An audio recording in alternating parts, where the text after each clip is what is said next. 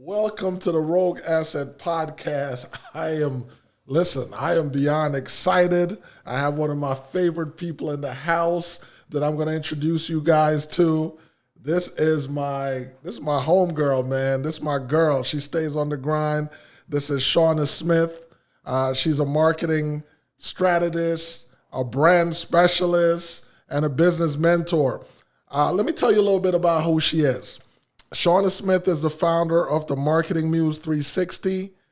She's an accomplished marketing strategist with over 12 years of experience empowering entrepreneurs and businesses to grow through innovative branding and content strategies.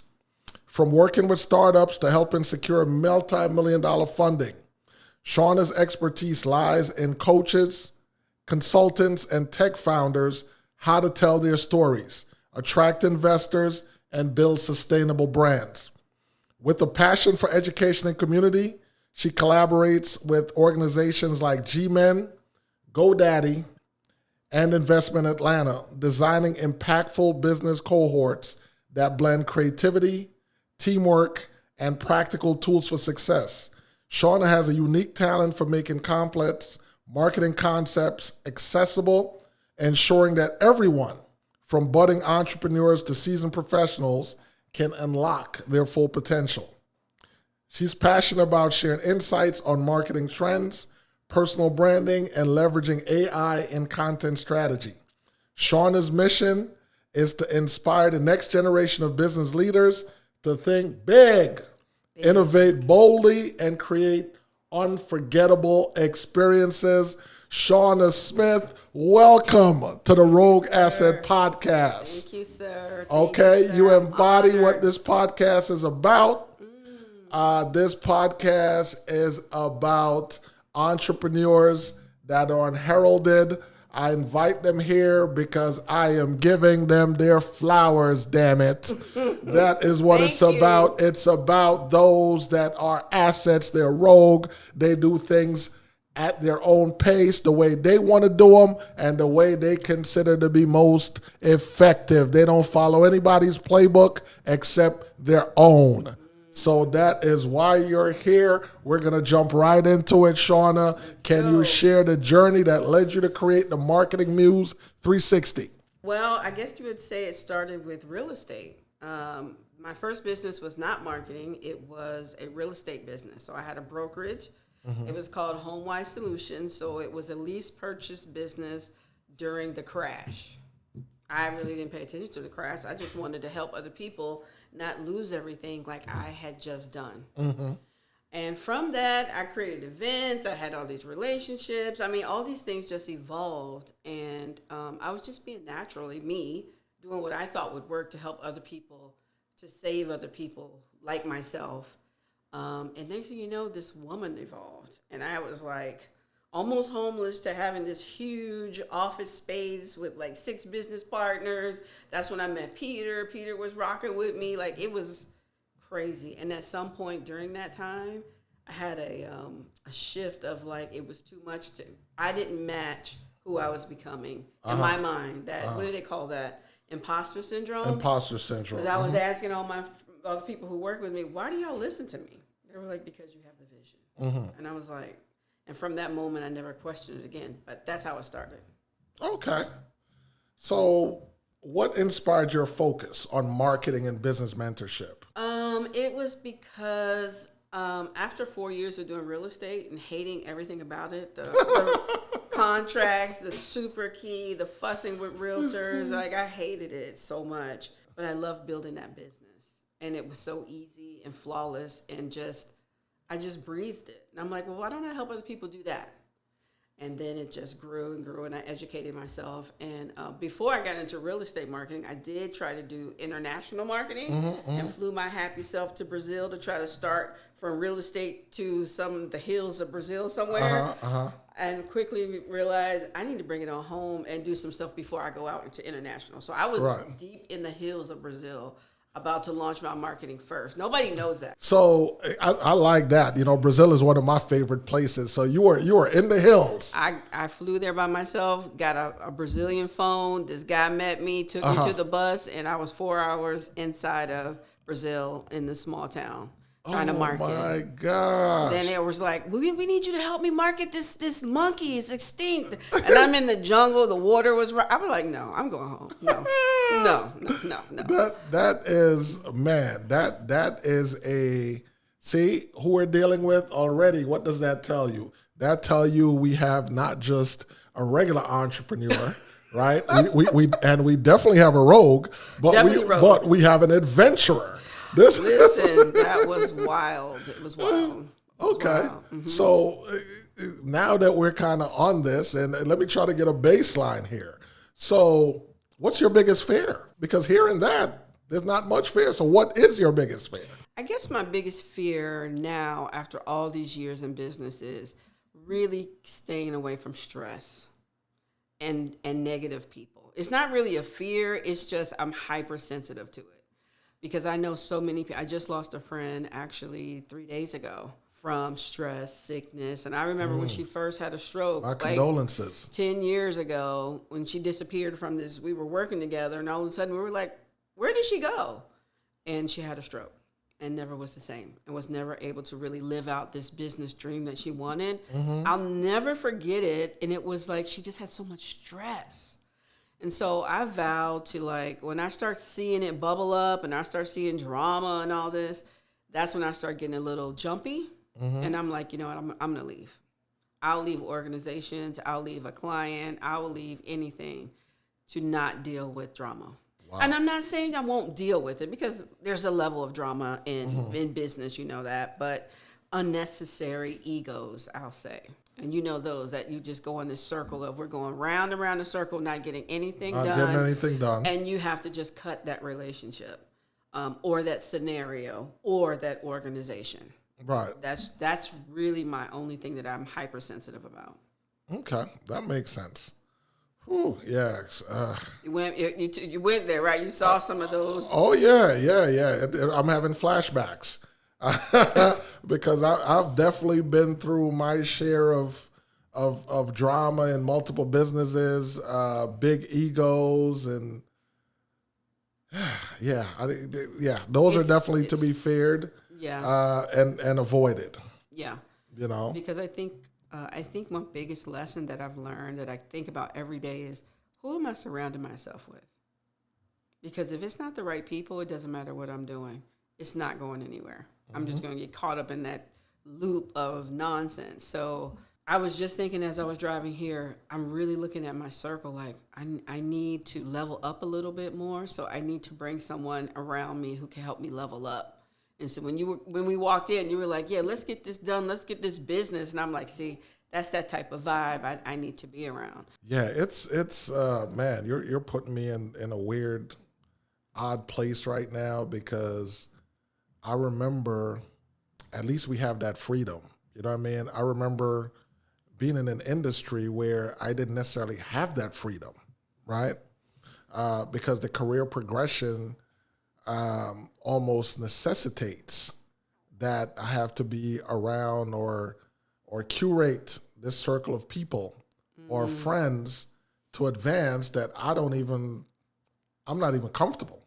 I don't want to mess with those people, right? But other people are like, my partners are telling me like, I have to, you know, and I'm like, it's so unnatural of me. That's not my tribe, right? Yeah. But I am forced to kind of go along with the plan and kind of be amongst and roll with people that, you know what I mean? That's not really, those are not my people. Yeah. You understand? And so just being in other industries where I can actually make those decisions independently is just... It's a game changer, isn't it? It's a game changer. It's priceless. It's major. Yeah. So, okay. So that takes me to what challenges did you face when building your brand and how did you overcome them? You know, Darren, I really miss the times when I really didn't give a damn about it. There are times when you're in business where you can't really see anybody and you're just so deep in the grind and you have this group of people around. When I had my real estate company, I loved the vibe we had. Like, it was so tunnel vision. And we really were unstoppable. Like, we were going into banks and talking to bank owners, walking in like gangsters. Like, listen, you can't sell this stuff. You need to give it to us. Right. And I love that feeling. But when I popped out of them and doing my own thing by myself, thinking about what people think about you, it starts to become, you start to see it. Like, do I care what people think? And now I'm not surrounded by this protective village of my staff or my business partners. Now it's just me and my marketing director. It's just her and I. And so now the magnifying glass is really on my every move, right? And who do you think you are to have the audacity to try to do this, Shauna? Or at the time, my business partner was Japanese, and a lot of people were upset because I had a Japanese business partner. Really? Oh my God! I was like, why are these people out here trying to kill me just because she's Japanese? What difference does it make? Right. But, oh my God, I had so much judgment on me. And I think that's when it got a little tough. And I had to, like, pop myself back into my own, like, tunnel vision. Like, now I do content and I don't care what people think. Mm-hmm. But sometimes I look back and go, dang, you were just saying anything. You just didn't care, did you? Like, I've done so much content. And I'm thinking to myself, wow, I had no idea I didn't care what people think. To do this much content for this long on video, pictures, man, you really have to not care what people think. Right. But you have your moments where you're like, are people going to think this is dumb? Like the book. Are people going to think this is dumb if I put this book out? You know, and I had 2 years of caring what people think because I didn't tell anybody about it. So, you know, you have that sometimes. That's my superpower. I have never given a flying anything what people think. That's great. I remember I was talking to a business partner of mine one time, and we were talking about something, and she said, well, don't say this to this person. They may laugh at you. And I said, really? Great. I definitely will say it now because I want them to laugh at me, right? Please, I'm an immigrant kid, right? I came from Jamaica. I've been laughed at, been ridiculed.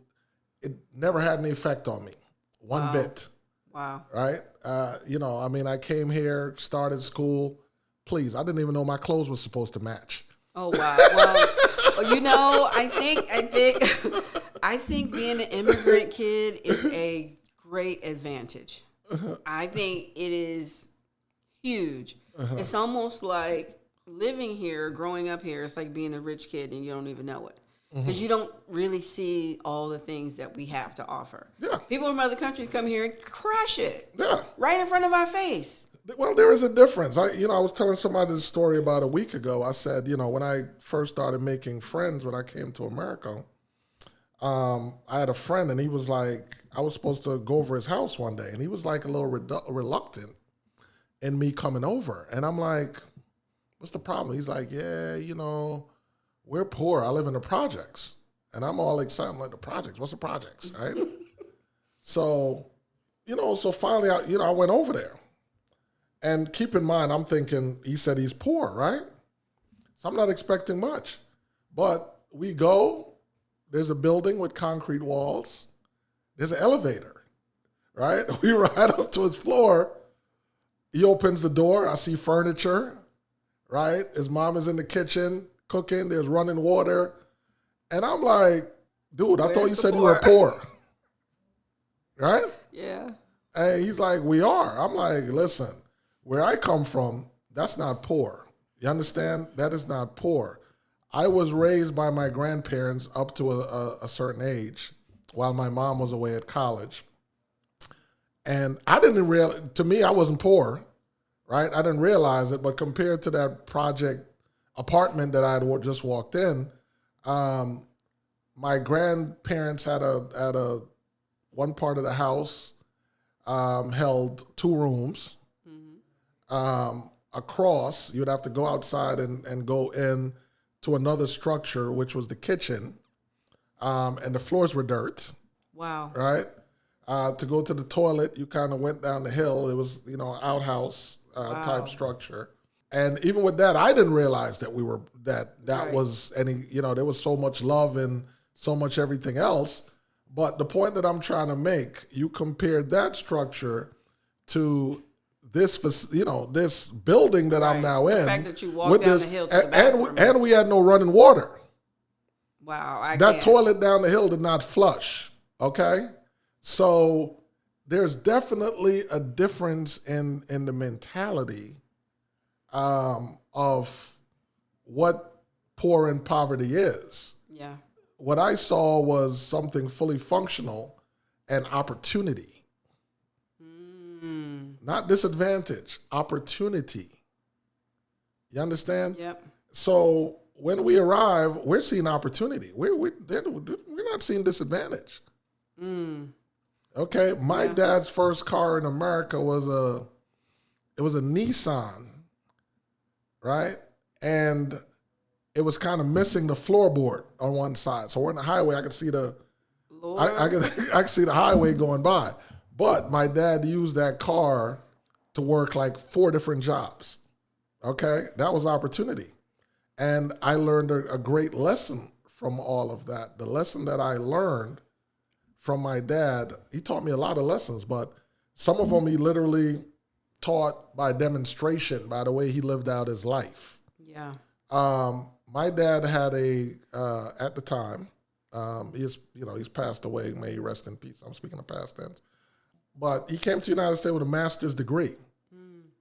But the way the educational system is set up in America, they don't respect anybody's degrees unless it was earned here. Right. Right? So he had a master's degree from the University of West Indies.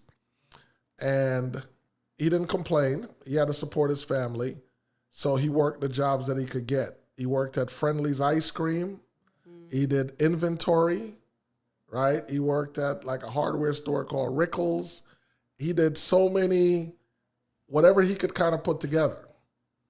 Because when we came, my mom was pregnant. Within months, she had my youngest brother. And so he had to do what he had to do. And what I learned from that is you do what you have to do until you could change your situation, but you're constantly using that to build and you don't complain. You don't complain. And that's what we're missing. Right. The complaining piece. There's a complaining piece, plus everyone is trying to get to somewhere quick without paying any dues, without putting any work. Yeah, and not understanding that you have to have patience to build. Right. It's not going to happen overnight. Right. And anything that does happen overnight, you better be careful. Yeah. And regardless of what the situation is, there are disadvantages, there are going to be disparities. I was also told that once I arrived in America, what everything was, that there was not going to be quality, that I was going to have to be 2 or 3 times better than the next white guy in order to get to wherever I was looking to go. Interesting. Right? So I never really focused on whether things were fair or whether they aren't fair, right? Because I was taught that they were not going to be from the jump. Right. And what my responsibility and what part that I was going to play in that. Don't look for equality. You just have to be better. Exactly. Right? And so... going back to the non-complaining piece. Right, the non-complaining piece. So, we focused on education and opportunity. Period. I mean, and this is what you always hear. I have a lot of friends from all over the world, and this is what you always hear. Yeah. I came here to do the work. If it's going to take me 10 years, I'm going to do the work. If I got to work 3 jobs, if I have to work in the middle of the night, if I only make $3 an hour, I'm going to do it. And I'm not going to say over and over again, the man got me down, or this person, or, everybody always. I mean, I just do not like to be around people who complain. Because at the same time you're complaining, you're not actually doing the work. Right. They usually don't go together. I don't mind if you complain and you're changing, you're making a difference. But if you're making complaints and excuses, that's where the issue comes in. So, that's a part of branding. If you're a non-complainer, that is, as far as I'm concerned, that is a strong branding factor. All right. So, Shauna, how do you approach creating effective marketing strategies for businesses across different industries? Well, I always start with the person I'm dealing with, because even though a strategy may be okay, for realtors, do this. Or if you sell cars, do this. The problem with those strategies does the person have the ability to do those things? Because some people are shy. Some people don't want to be on the camera like this. Some people don't even want to talk to people, but they're highly talented. So you have to figure out what you are working with and build a strategy around that. That's how kind of I work. I do look at what works for everybody because everything kind of has like a rhythm or a model of how it works. We'll just stay with real estate because, we both know that. To sell houses, there's certain things you need to do. Everybody who's been successful has kind of done the same thing, depending on them. If you're a very attractive person and very open and, happy to talk to people, well, you may go a little further faster because you're going to do what will attract more people because people in real estate are like following brands. I want you to sell my house because you're popular. Mm-hmm. And then you got to be good. But if you're just good and not popular, it may be a little harder for people to find you. Mm-hmm. And you know how real estate is. There's thousands of real estate people. So how are you going to step out outside of all these people? Well, it's either how you look, how you sound, where you are, what you've done, and how did you put that out into the world. But if you take somebody who's very, very shy and doesn't want to put like pictures of how they look, they can do a bomb podcast. Right? They can do a podcast. They can do interviews of people in a city, like all the business owners can say, this is my city. And if you want to move to my city, I know everybody here. That's going to make people want to buy from that person too. So you see how it's different depending on the human. And so a lot of times people in marketing don't focus on the person and they force them in these little pockets to do this. And it doesn't get done because it's just not who they are. Right. So I like the authenticity of what are your strengths, who are you want to work with, and what's going to be the best path when I'm gone for you to do it by yourself. Right. So that's kind of how I look at it.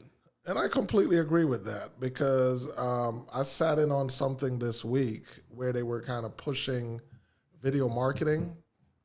And the person making the presentation was so proud of someone that she was coaching that was using video marketing. And I thought it was such a bad medium for the guy because, A, he was not attractive, but that wasn't even it. As unattractive as he was on video, his voice was even worse. Oh, wow. He had like some type of a impediment. And his cadence was weird. Yeah. Right? His cadence was different, and I love cadences of all sorts, but his whenever he paused, he sounded like he was sucking in a bunch of air. It's like it's just, and I'm picturing this in my mind, like what? Who is it? What is this? So it was just very annoying, like looking and hearing that. It was kind of like, this guy a creature? Like, what is this? Sucking in air. Yeah. Wow. It was just like this. Oh no.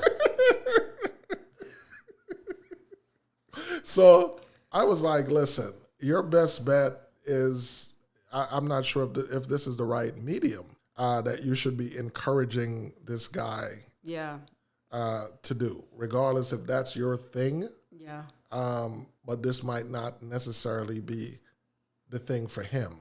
Right, because he's not going to get any business. If somebody sees that, they're going to be like, I'm not going to be driving around no car with anybody breathing like that. I don't even understand what's happening. Not to say he's bad or, Right. He might be great at what he does, but I'm just saying that was not the right marketing medium, for him.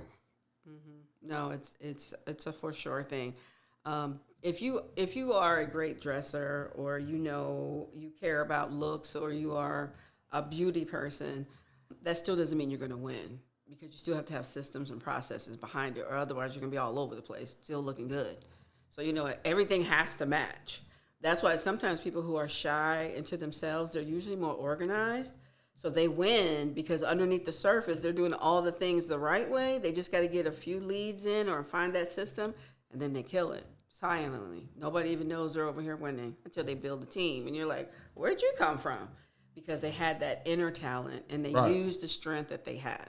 Right. And, and it's not all out there. I mean, I know in real estate, the marketing has become interesting in the last couple of years. I'm seeing everything from like enhancements to,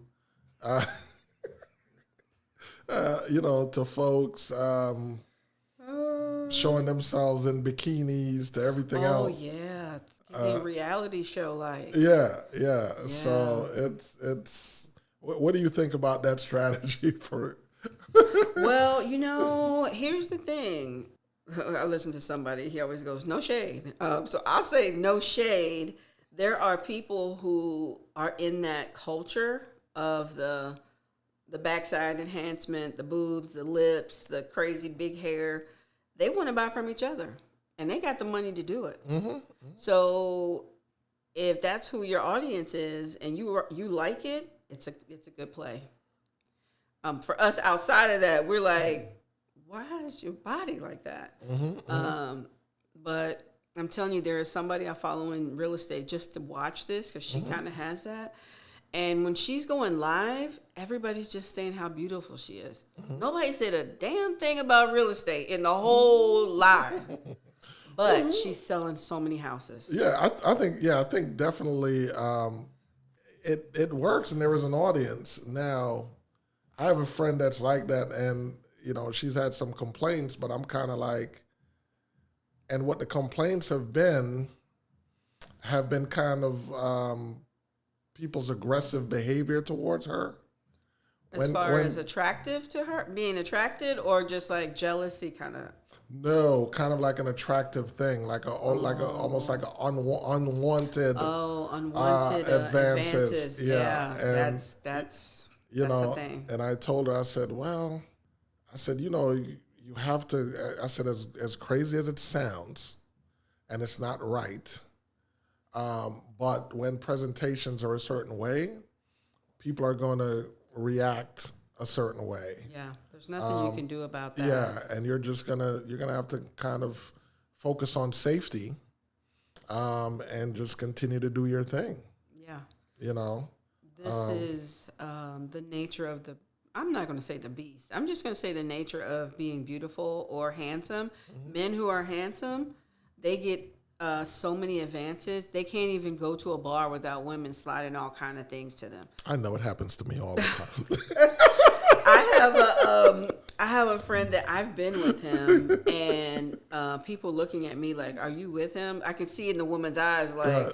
I just need to find out if you with him or not, because if you're not, I'm going for him. And as soon as they find out I'm not, they pull him in the corner. They make deals about him being married. If he's married, I'll do this, I'll do that.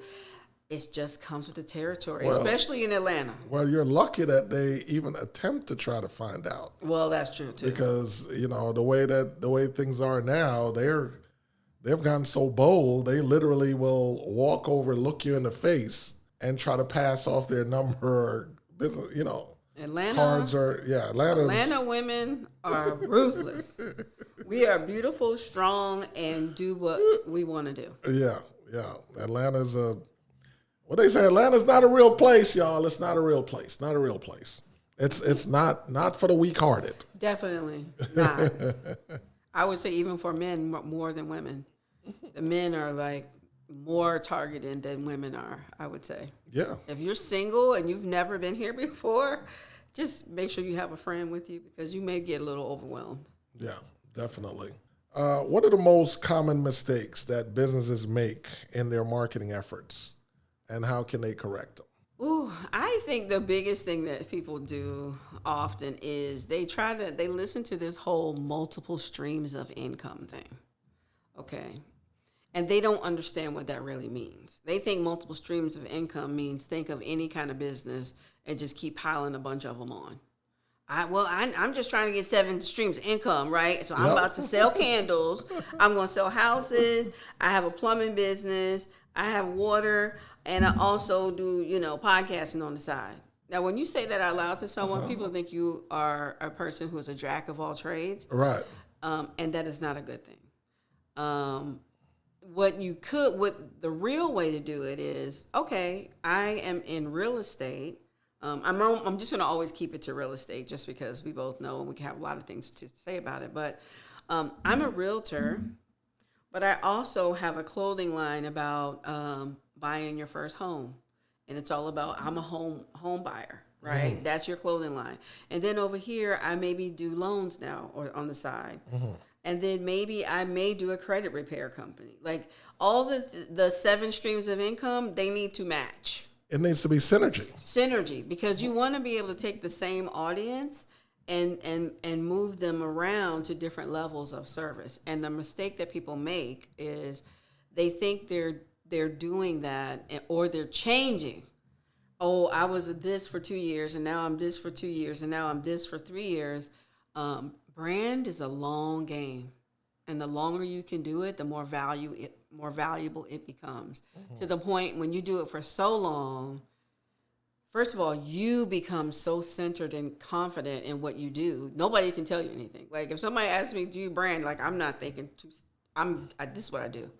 This is what I've been doing forever. I just do it. I study it all the time. I watch other people. I learn, and everything I do is based on branding and marketing. Period. But so many times I hear people say, well, I used to do this, but now I do this. And you just don't take them seriously. Mm-hmm. And the people who have branded and have done something for 10, 12 years, who've now amassed money, connections, relationships, they're looking at that guy who changed 6 times. Maybe we started at the same place, mm-hmm. but now 10 years later, I'm not doing nothing with you. This is true.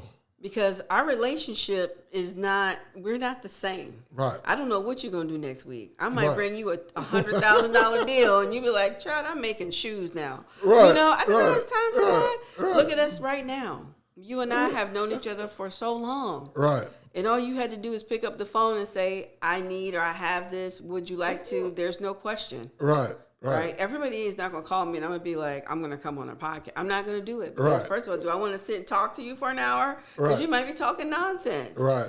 So I think there's so much value in longevity of relationships. There is. The bigger deals happen at that time. If you can hold on and just stay in your craft.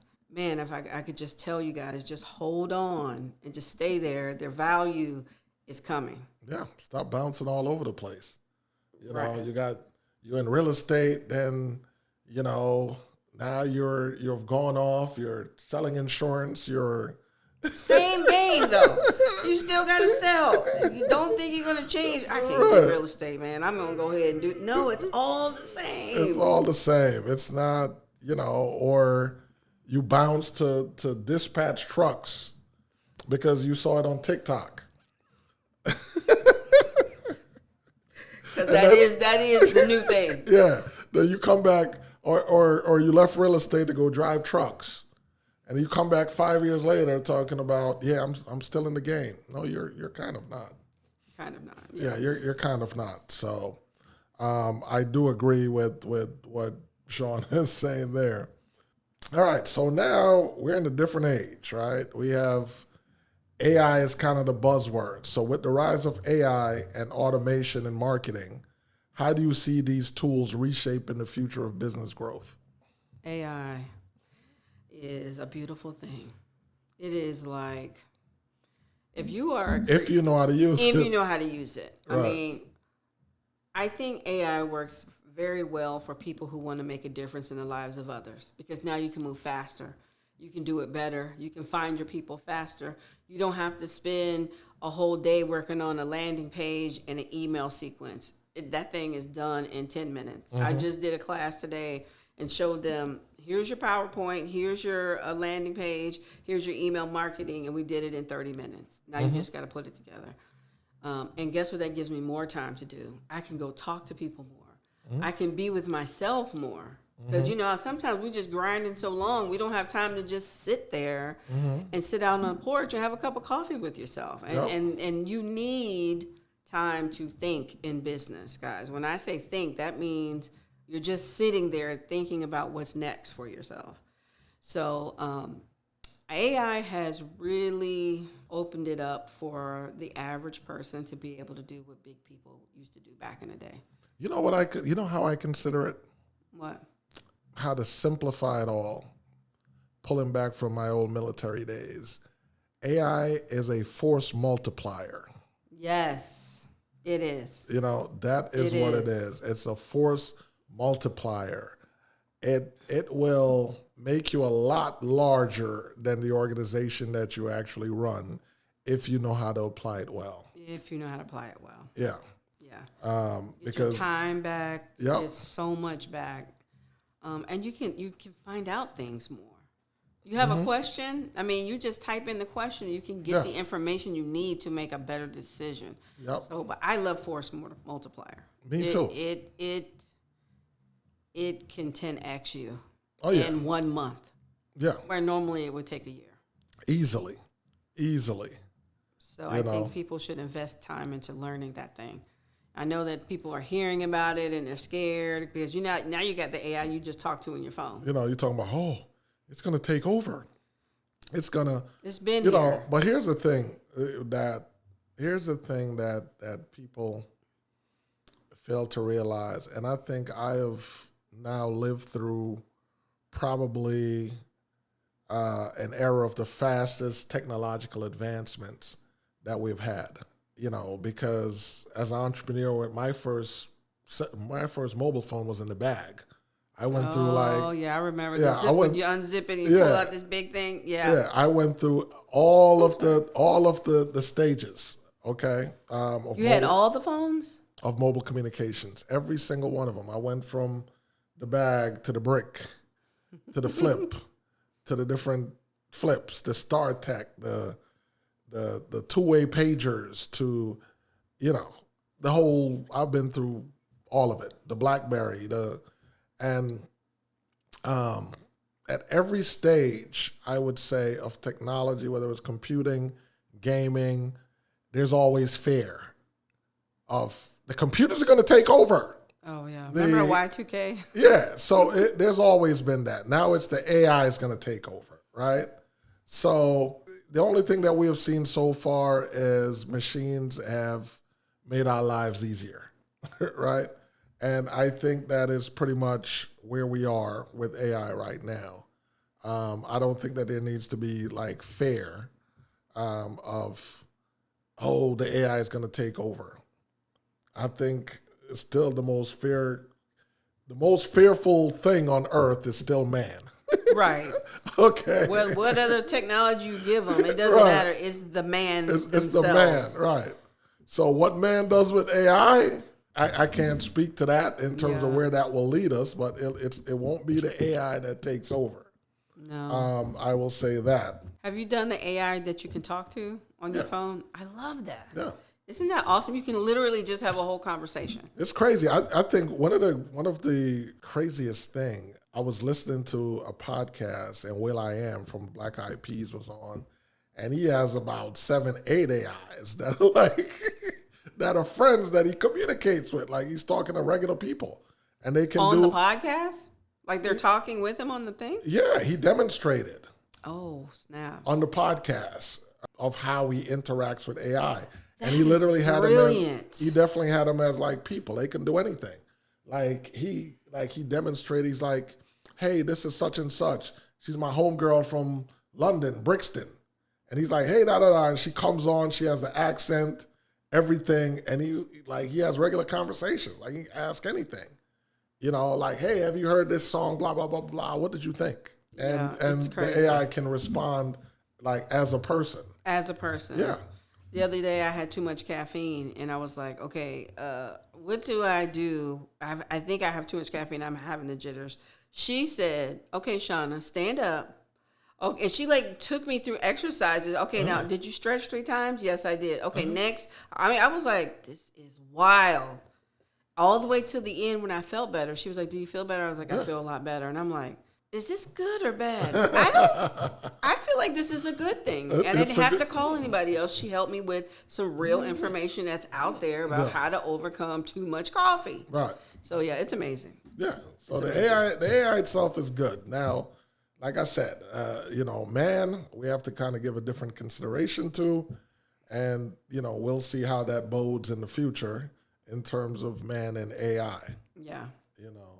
But I've been checking out, you have this real cool newsletter that you've been doing on LinkedIn. How'd you come up with that idea? What was the motivation? I was doing research on LinkedIn because I know I want to be a part of it. I know that it's a great place to find my audience and to build a brand long term. And they were telling me about the power of newsletters. I've always saw them, and I'm like, okay. And somehow, I think when you're a marketer or brander, you just get these insights that are like, I don't even know where the idea is brilliant. It's my idea, but I'm also saying it like it came from somebody else. Right. But because the book is called 7 Secrets to Brand Yourself, I wanted to have 100 secrets that led to helping people get to the book. But not only that, just giving people small things to do to brand yourself. These are things that you and I do all the time. Like if you're a rhythmic person and you get how people respond to things that are familiar. It doesn't matter. You can leave branding out of it. We just like things to be the same. I like that Callaway's bottle is blue. When I went to pick the bottles of water, I'm familiar with this blue.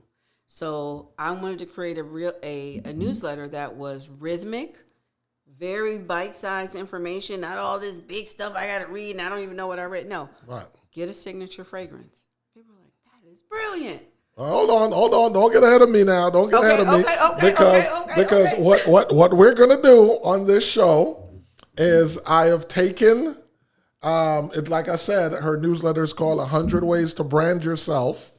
And I have shown up today with at least 4 tips that she has on the newsletter. I don't think she published 5 yet. I haven't seen it. I did actually. Yeah, I missed 5. So she's going to tell us 5. But I'm going to start at 1. Okay. And I'm going to kind of ask her to kind of expound on each of these things, right? So the first tip was, she said, the power of a signature fragrance in personal branding.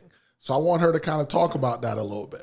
So again, branding is consistency. You want to be triggered in people's minds when their issue hits the fan. Who are they calling to fix it? And so how are you going to be remembered? So we all have been with somebody in our life that we love, that best love, that the sexiest love, or whatever it is, and they had a fragrance. And if that fragrance goes by our nose, what happens? We have all these images that pop up. Oh my God, I remember that person. Oh, that was a good time, Same thing with business, right? There was somebody who was in our real estate connections moment who did that. And she wore the same thing. I knew she was in the room before I even saw her, and it was Chanel number 5. And I thought, imagine if you're always in the same circles, right? You have an audience. You should be building with the same audience for a long period of time. Imagine if you had that same fragrance. Everybody will know you're in the building. Now, hopefully that's a good thing for you, because some people want to be hidden. They don't want people to know. But if you find a signature smell that everybody knows you're in the building without you being there, it's going to trigger either feelings of good or bad. And before they even get to you, they're going to be thinking of reasons they need to talk to you about something. And that'll happen for a very long time. If you keep the same fragrance forever, and I know people are like, but the style, but the this, but the this. What's more important to you? A big brand where everybody thinks about you, or just changing up your style all the time? Because who cares? What about people that have a natural scent? We remember them too. And there'll be stories for decades about them. Like, we remember, whether it's breath or whether it's body that's your brand too. That is your brand too. Exactly. That is your brand. Have you ever had a fragrance that has a story with it? Like somebody that you've been with in your past, maybe a teenager or older, that whenever you smell it, you're like, man, I remember that. Or one for yourself. Yeah.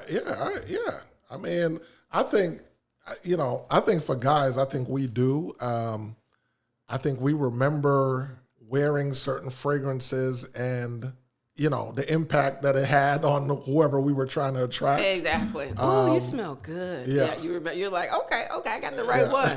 Yeah. So, I think that is definitely the case at different ages, too. So, that does happen. Tip number 2, she said, from head to toe, using accessories to elevate your personal brand. So we all know those people that have the dressing skills that when they walk in the room, you're looking for what's next.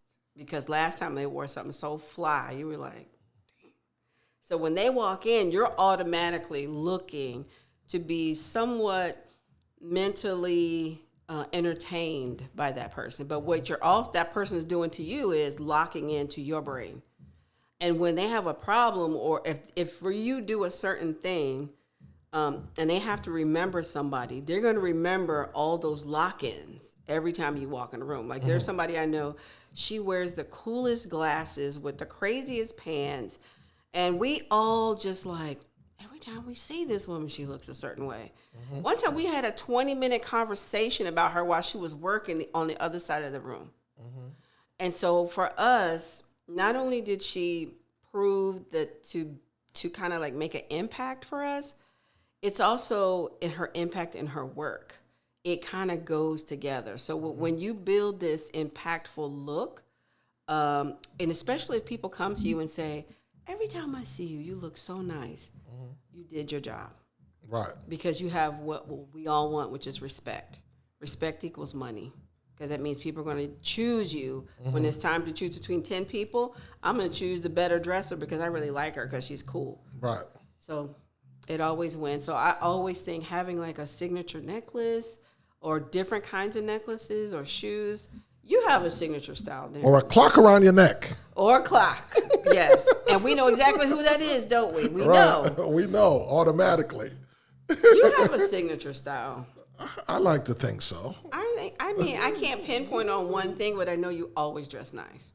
Thank you. Yeah, so you have that style, and I think you've earned that respect in the marketplace. But he's probably good in business because look how much detail he puts into his look and how he shows up. Well, thank you. It took a long time.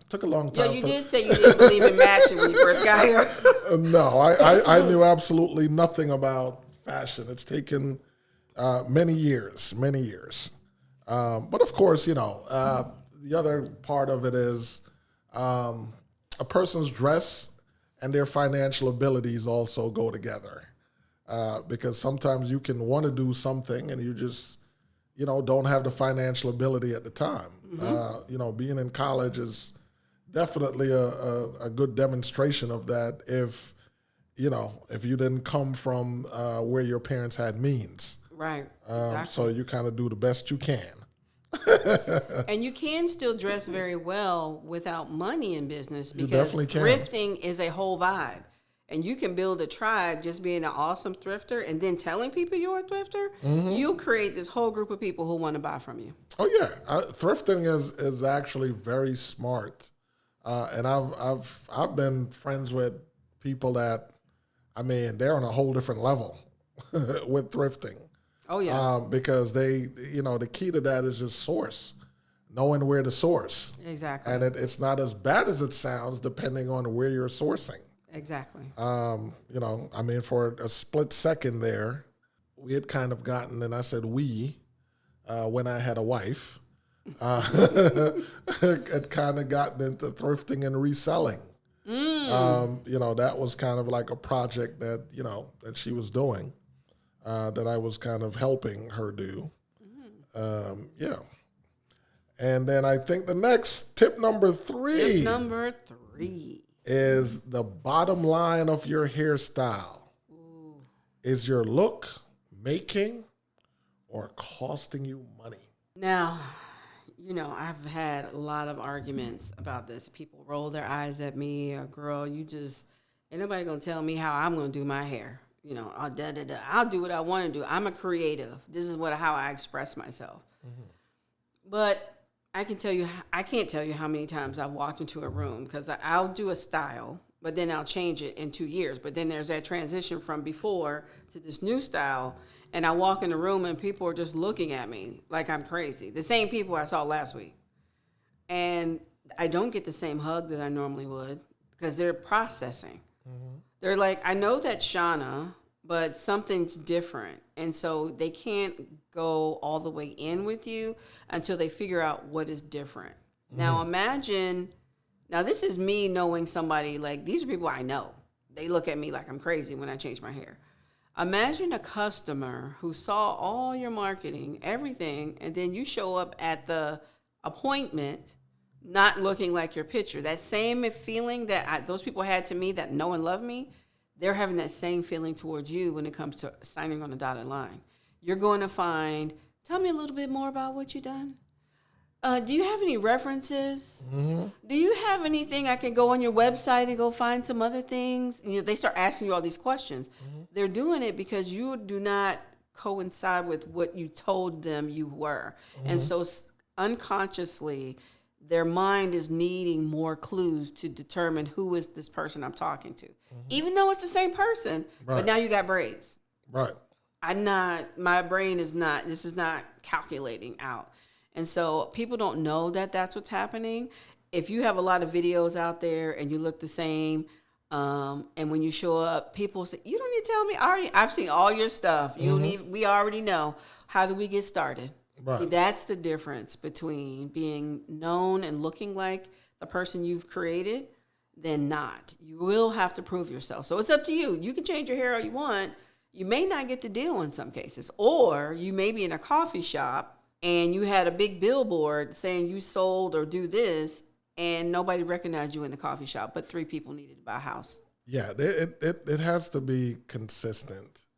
Not just, well, I'm not even going to say that because the next one is coming up where I'll address that.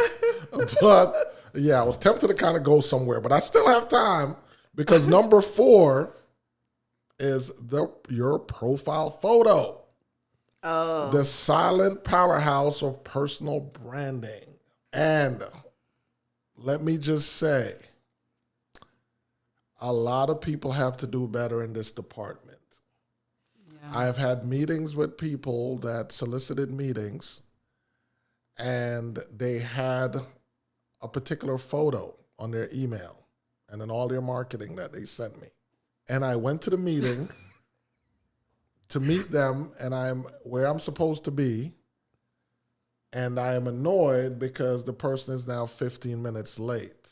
And of course, I see a lady that's been pacing for 15 minutes.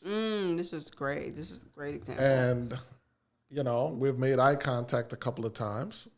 She's looked at me certainly like she's recognized me and expected me to say something, but I said nothing. So probably about within the next 2 minutes, I text her. I said, hey, are you still going to be here? I noticed I sent the text, and I noticed the lady across the room looks at her phone.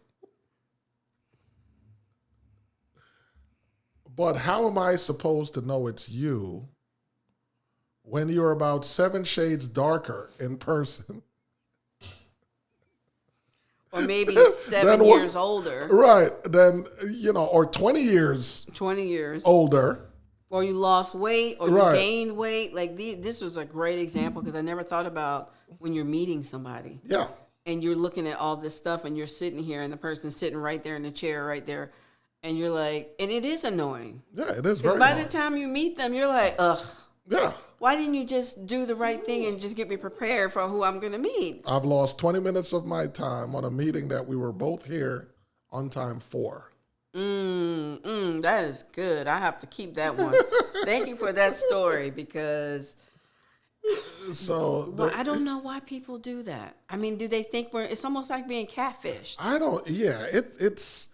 It's lazy. I mean, I've had agents that that I've done business with that the whole time that we've been in the transaction, you keep sending me this. Every time I get an email, I'm seeing your photo. We get to the closing table, and this photo apparently was from 30 years ago. And not only was it 30 years ago, but it was a glamour shot. Ooh. From 30 years ago. So now you're looking at them kind of like this, right? It's like, what happened to you? We're thinking in our minds, what happened to you? Right.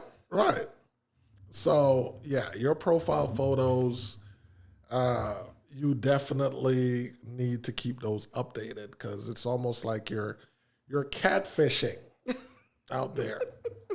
Okay? To tell the truth, you're catfishing. You're catfishing. You're catfishing. I saw this woman. She had long blonde hair on her website. Mm-hmm. I mean, it was a sharp picture. And then when I saw her online, she had gray hair that was like to here, and it was scraggly. And I'm like, ma'am, you can't do that. You cannot. You cannot do that. I know what my number 5 was. That brought me to number 5, the actual one, which is number 5. Drum roll. Number 5. 5. People, can we please get a Zoom background, please? Can we please get out of the closets, the kitchens with the kids running in the background, in the garage? None of these places are where you should be in a Zoom. Zoom background. People think that a Zoom is a place to be comfortable and meet. Mm-hmm. But you still have to be professional. And you still want to look like your marketing. If your marketing is popping, you always have great pictures. Guess what? You got to look like that in the Zoom. Because if you don't, we're going to do the same thing. Can you send me a little more stuff about what you've done? Do you have any references? If somebody asks you for references, you really messed up your branding. That is a first indication. If somebody needs samples of your work or references, your brand wasn't strong enough to prove. Brand wasn't strong enough. And now you got to do all this extra work when you could have just been yourself and just been consistent, and you just show up and close the damn deal. How do we get started? We waste so much time being confused. I don't know what to wear. I want to have pink hair today, or I want to do this, or I want to change my job, or I want to do this. When just figure out what you want to do, what you love. Get deep into that thing. Figure out who you want to be. It's your opportunity to be whoever you want to be. But stick to it, because the win at the end, oh my God, everything is a slam dunk. It's not easy. Not easy, but it's a lot easier if someone says, hey, do you know a realtor? I'm doing a development. I have 20 houses. I need one of your best people. I know my people. You got to be consistent. I already know who some of those people would be right from the jump, because they already been through 10 years of stuff with me. If I just met you last year and you say, why you didn't call me? No. Verdict is still out. Yeah, exactly. That was number 5. All right, so we've covered number 5. So you guys can find Shauna on LinkedIn for the other 95. The other 95, okay? All right, Shauna, so we're going to kind of, what else do I want to know? Can you share a success story from one of your clients where your marketing strategies made a significant impact? Yes. My favorite story. It's the one I share all the time, because it's the most endearing, and it makes me very. It validated my talent. Sometimes when you get the right client that will listen to you, and it validates what you do. Because a lot of times you tell people to do stuff, they don't listen, and it doesn't work, and so you don't know, like, does this really work? Right. This woman listened to everything I said, everything, and she had a dream of, this was the one where, getting investors. She stayed with it. She paid the money she needed to pay. She didn't finagle or do all this change. No, I signed the contract. We need to give it the time to do it. You need to stick with me. Just trust me. I'll trust you, Shauna. 5 years she wanted to raise money for this invention she had. And she didn't make any money for 4 to 5 years, not with investing, just small things here or there. Well, in exactly 1 year, from December to December, she raised $5 million. And she was on and in everybody's speaker thing. Like, she was working with Salesforce, like everybody, Shopify. She was just everywhere. And still to this day, she still has that brand because, and get this, she's a super introvert. So most people will hide and be like, I can't do it because I'm an introvert. Right. She's an introvert, but she wanted to get to the money and to get her dream to come true. So you got to do what you got to do and hire somebody and trust them. If you're not going to trust them, don't work with them, because you're messing yourself up and you're messing that person up. Right. So we're now friends and we're now business partners on things because she's just still a remarkable human. But that's one, and the other one and this is a small one, Peter one time didn't know about Facebook groups. And I was like, Peter, trust me. Just do the Facebook group, because you got this big thing. Now you can take it around the nation and people can talk in this group. Right. I don't know, Shauna, maybe. I'm like, Trust me. This was when Kevin Palmer was still around. I was like, why don't you two lead the group? Start putting your realtors in there. Just trust me, guys. Within 1 year, that thing was 15,000 people. Wow. And Peter was charging people to put their business in the header like 4,000 or 5,000. Oh, wow. So, but he's also like this woman. You tell them what to do, and they do exactly. They're not going outside because they do their thing. If they ask you to do it, they listen to what you said. And that thing now is like 25,000 people in there. So, I mean, if you hire somebody, guys, trust them. And if it's not your person, just move on to somebody you trust. And believe me, everything doesn't always work. You just have to, the person has to try a lot of different things before they find the niche. So those are my favorite two stories. Okay. Those are two great stories. Two great stories. I like that. All right. So now we're getting to the fun part. One of the fun parts of the podcast. And got on my nerves during this whole time? No, I'm joking. And it's a section called Pop Topics. Ooh. Okay. So what's your favorite celebrity brand? Celebrity brand? Yeah. Ooh. Like, what celebrities do you think have like just the best brand, that have done the best job branding? The two people that I think of as far as a female, I think Tabitha Brown. She's done a great job with her brand, and now she had that longevity, right? That long time with that accent, and she's just a caring woman. And now she's stuck to what she stuck to. I'm not eating meat. I'm a vegetarian. I'm funny. I love my family. And she's selling everything but her body inside of Target. Right. Like every week. I'm like, well, damn, how much stuff can she sell? Right. So she killed the game and is continuing to do it with her family and things like that. And I just love what she's doing. And she brings people into the brand. And from a male perspective, I think The Rock from wrestling to now movies, and he did that through social media. So what people don't know is he studied social media and built, even though he's an actor and he was on WWF, I think that's the thing. He had the brand, but he needed to grow it, because if you have 20 million people on your social media, people got to put you in the movie. Because you bring the damn audience they pay Warner Brothers for. Well, it's funny that you even said that, because that is one of my gripes right now with the entertainment industry, is that literally they're not even spending a lot of time creating like they should, or taking chances on people that are actually good or great actors and actresses. Because a person that is really great at their craft is both in music and TV and film is now overlooked for a person with lesser talent that has more following on social media. Unfortunately, at this time, that is what's happening. You know who I'm watching now, and I don't even think he's doing it. Who's this? Aaron Pierre? What's his name? Yes, Aaron Pierre. Yeah, he's not doing it on purpose, but he's getting caught up in a wave.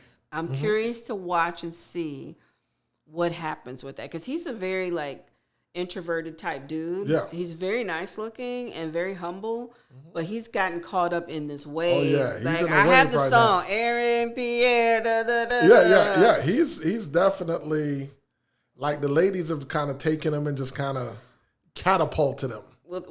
Everybody has him in their arms, and he's looking like, what's happening?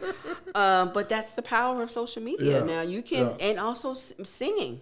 Yeah. You know how they used to go to clubs to find people? Yeah. Now they're going online. Listen. You go to YouTube to find the next star. There are so many talented artists right now that cannot catch a break, right? Because they're overlooking all the talent and looking at, if somebody flashes, like, for example, take a look at Jello, the Ball brother, right? Who can't seem to make it in the family trade, which is basketball, right? He can't seem to get it together there, but he made like a song, right? And the song is taken off on social media. And now it's reputed almost over a weekend that Def Jam signed him to a $13 million deal. Wow. Right? Whereas like there are cats that have been grinding for years that have the talent, have the gift, and they can't get a deal. Why? Because somebody is in one of those rooms at Sony or Universal, what Warner, wherever, talking about, oh, we don't have the research. He don't have the followers. He don't, you know what I mean? He doesn't have this. It's unfortunate right now. The followers are the value. And that's in movies. It's in a lot of things. If you go to even in real estate, these high net worth real estate companies that have these groups, they only want somebody on the team who has a following and you have talent, right? Yep. Like if you don't have nothing but you're talented, you may not get it over this person who didn't even know how to talk to people. Right. But you got 20 million followers. So, right. And the thing about social media, guys, and it sucks. I know it's not fair, but we know we just have to get on social media, unfortunately. And guess what? It's free. It's free. We're at the point of no return. Okay, you can't. Yeah, you cannot ignore. I was at that point years ago where I was just like, man, I don't really want to do this thing. And so I would do like 1 or 2 platforms. And then it got to the point I'm like, it is part of business now. Yes. Because literally people started looking at it as your social proof, whether you existed. And people will tell you, well, I looked you up. I didn't see your website. I didn't see you on Facebook. I didn't see you on, so you might as well not be in business. Exactly. I mean, what drives me crazy is people always want to know your LinkedIn at events. Yes. Can you get off my LinkedIn? Like Yes. I was all the way in Texas at Afrotech and nobody took my card. Yes. Can you open up your LinkedIn? Really? Yeah. And you know what? A few years ago, I was somewhere with my youngest son, and he struck up a conversation with like a really attractive young lady, and I was like so happy for him, right? And so we were kind of walking off. This was years ago. He was still a teen then, and I said, "Man," "what's going on with you? You didn't even get the number." And he looked at me and chuckled and said, "Number?" I said, "Yeah." He said, "Dad, we don't get numbers anymore." He's like, I have her Instagram and her Snap. Exactly.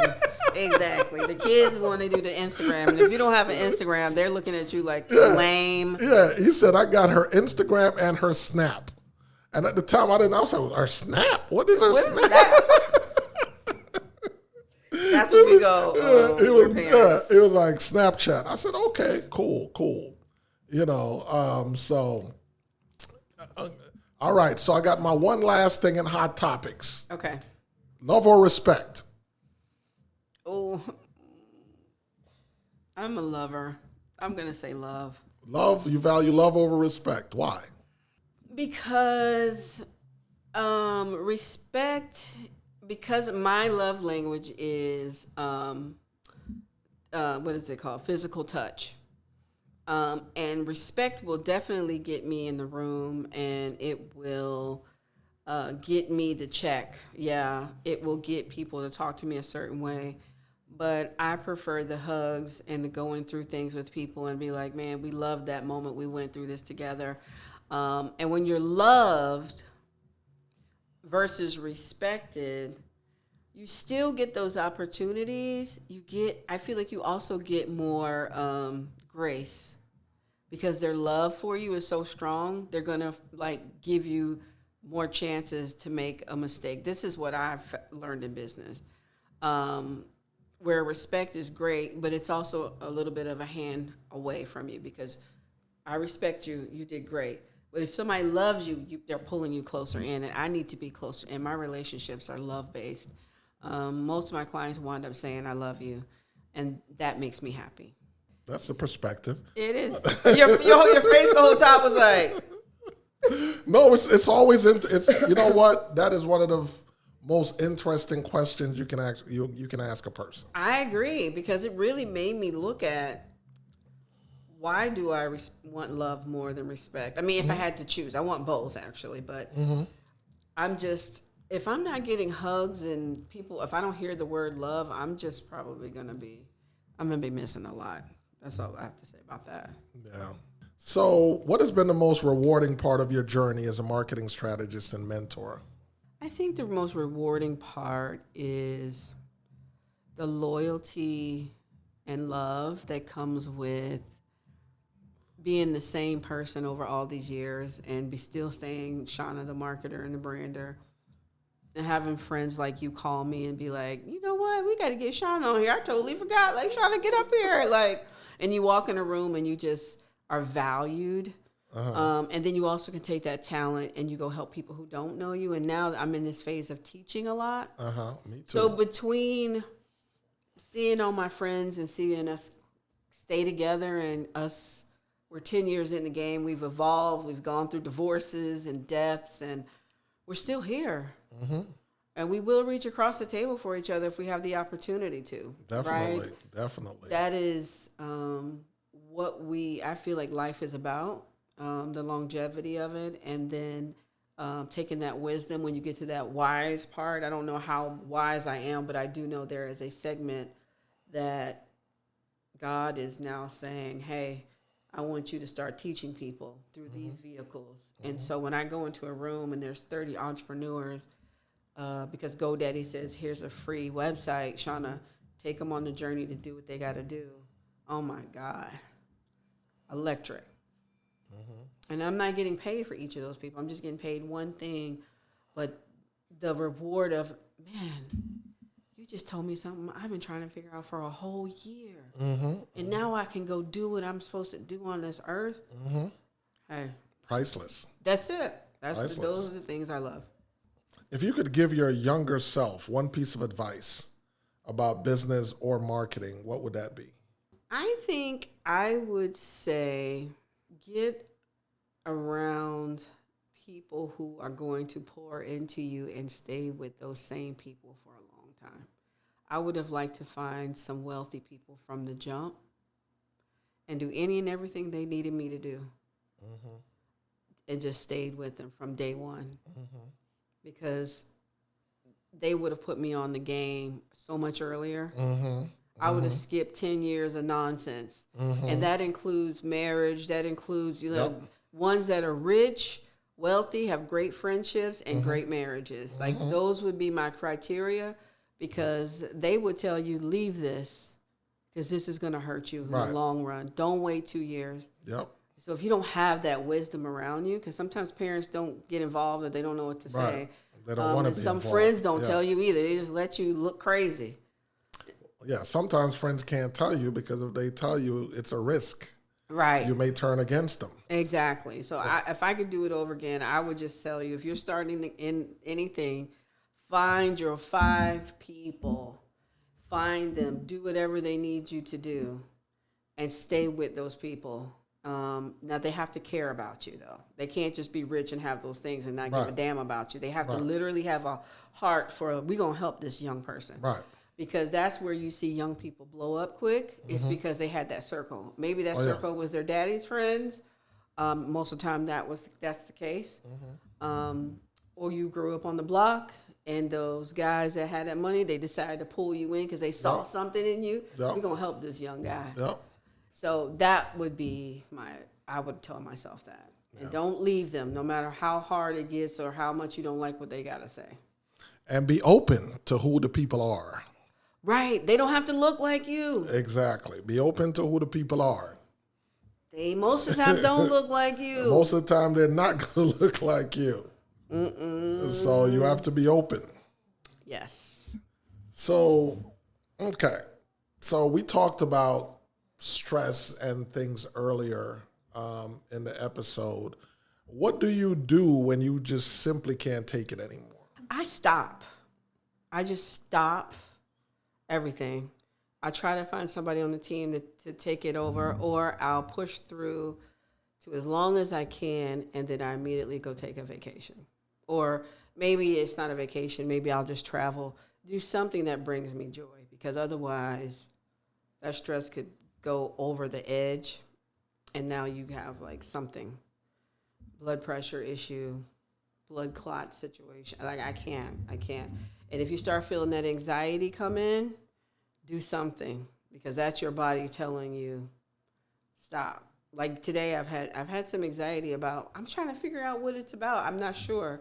So what I'm doing is kind of looking around and being like, what's bothering me and what do I need to change? Yeah. And what do I need to prevent from wondering what's happening next? Because, anxiety is about you not knowing what the future is looking like. So that means you need to make a stronger future so that you don't have to worry about it. So that's kind of how I feel about it. I try to travel. Not as good as you. I'm trying to get like you. Well, I'm trying to get back to where I was last year because of my brother's illness. Yeah, I'm sorry about that, man. Didn't travel as much. And then this year we're still kind of trying to pull it together to do something. Yeah.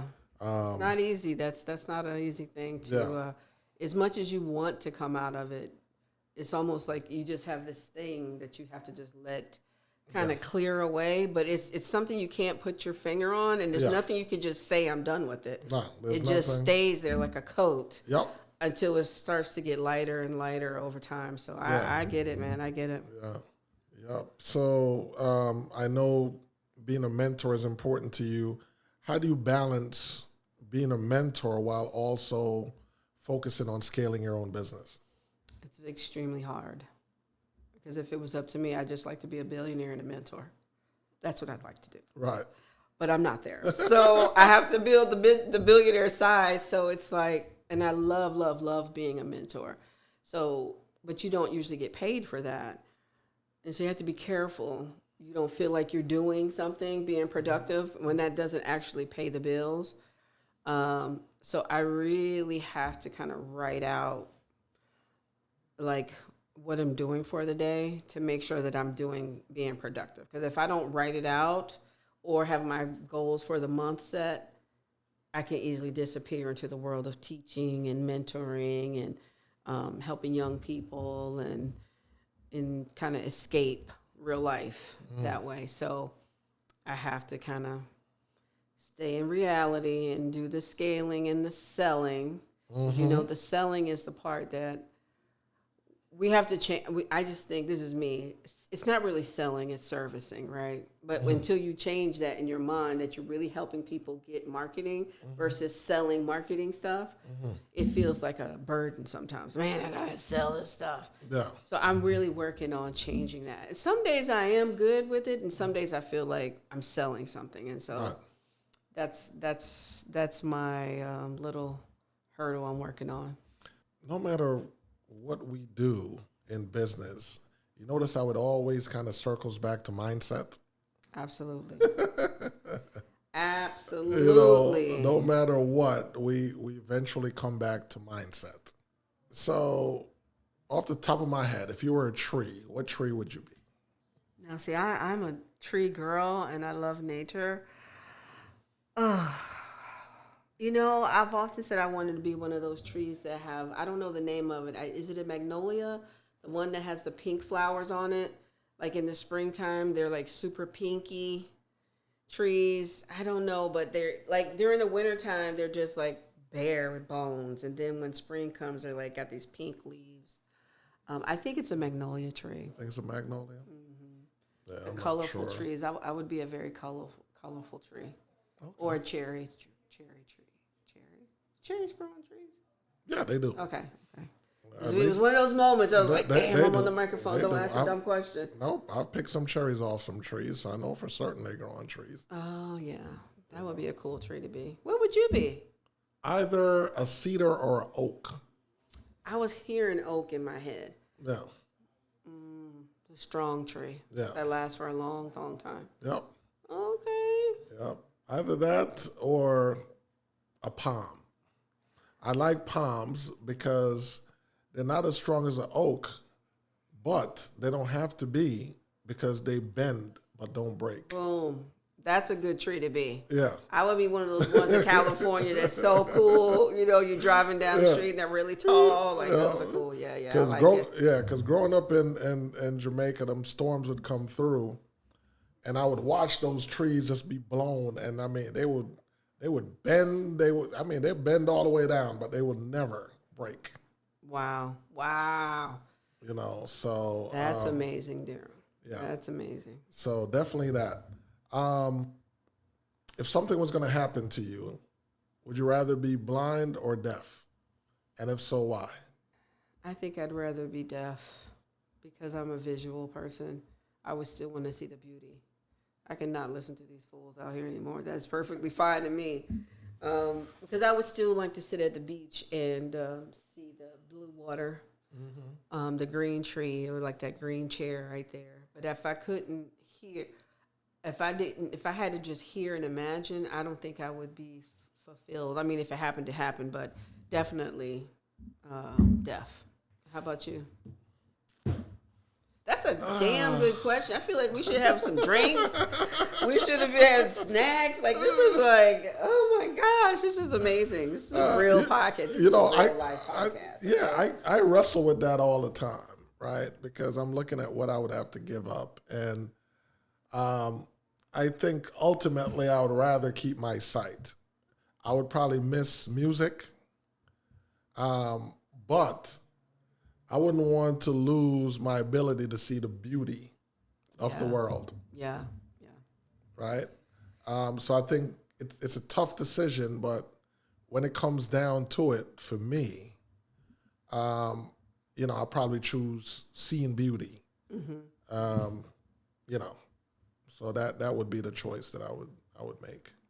Great questions, man. I really love them. This is a lot of people don't take the time to do these deeper dives so that the listeners can really know who they're talking to. Yeah. Right? Because the question about a tree will tell you more about a person than the bio. Oh yeah, absolutely. Right. And absolutely. so what matters to that person is like, and that way the people listening, if they choose to want to work with that person, they know what they're getting into. They know that I'm a person that's going to want to hug. Like, I'm going to want to love you. Right. I'm not going to just want to. I'm going to do a great job, but I'm going to be loving kind of person. So. Appreciate that, man. Appreciate the podcast. It's amazing. Absolutely. Thanks for accepting the invitation to come on. Yeah. And it went about as great as I knew it would. Because we can talk anyway. You take these microphones away, we would be on the phone for hours. I gotta go. Like, what are we doing? Yeah. So this just kind of so happens that we don't have any alcohol present. that would be amazing. and we're talking. So yeah, thanks a lot, Shauna. Like I said, you can find Shauna on LinkedIn. That newsletter is on there as well. Once you find her, you can get the other 95 tips that are coming. And as she mentioned as well, she has a book that's dropping soon. What's the name of it again? 7 Secret Ways to Brand and Market Yourself. And I just want to say this about this gentleman. Those 7 secrets that are in this book, I watched him do. I mean, these are my tactics to really building a brand in an organization or in an environment. But I met him when you first moved here or when you first got into real estate here. Yeah. And I literally watched you because I'm an observer. And I watched your whole move of how you did things. And I was like, thinking this morning I got up, he did all 7 secrets. And it worked. So when I tell you the secrets work, they work because it's from the heart. But I watched him build a brand and become great in Atlanta. And he's still great. And he's still doing the same thing. How long have we known each other? Like 7, 8 years? Yeah. Wow. Yep. Wow. And still an amazing leader with an amazing real estate company. Same thing. Same thing. So, there's something to be said there too, as we touched on throughout the podcast. Be consistent. Be consistent, value your relationships, and be consistent in terms of how you show up in those relationships as well. All right, that's it. We're out. Stay tuned for the next episode of the Rogue Asset Podcast.